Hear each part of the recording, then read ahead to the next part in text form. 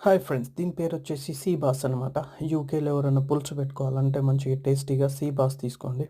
మంచిగా వాళ్ళు క్లీన్ చేసి ఇచ్చారనమాట. బట్ ఇంటికొచ్చిన తర్వాత కూడా కొన్ని ఫిన్స్ దానిపైన అవి ఉంటే తీసేస్తున్నాను క్లీన్‌గా. కానీ పీసెస్ చిన్నగా కట్ చేయలేడు. నా దగ్గర మంచి సీజర్స్ ఉంది. దాంతో కట్ చేసుకున్నాను. ఇంకొంచెం స్మాల్ పీసెస్. సో, మంచిగా టర్మరిక్ ఏసి నీట్‌గా వాష్ చేస్తాను. Before that washing a bit మంచిగా నీట్‌గా క్లీన్ చేసుకోవాలి.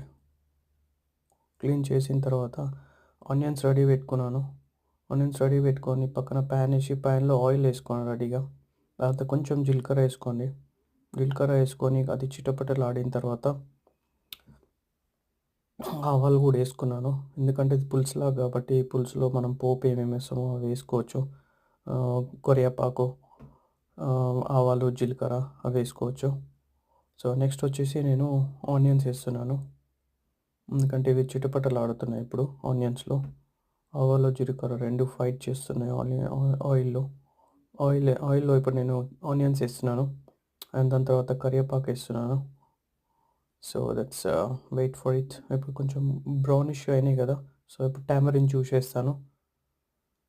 టామరిన్ జ్యూస్ మంచిగా తీసుకొని ఏస్తున్నాను. మంచిగా ఎక్కువనే తీసుకోవాలి టామరిన్ జ్యూస్. ఎందుకంటే పులుసు కాబట్టి టేస్ట్ రావాలంటే ఇంకా చేపల పులుసు నెక్స్ట్ డేకి చాలా బాగుంటుంది ఫ్రిడ్జ్‌లో పెట్టేస్తే. ఇప్పుడు చేపలు దాంట్లో ఏస్తున్నాను తలకాయ, ముక్కలు అన్నీ. వాటర్ క్వాంటిటీ సెట్ చేసుకొని దాంట్లో సాల్ట్ అవన్నీ సెట్ చేసుకొని కలపొద్దు ఇది చికెన్ లాగా. జస్ట్ ఇట్లా చేసేసి వదిలేసేయాలి అంతే.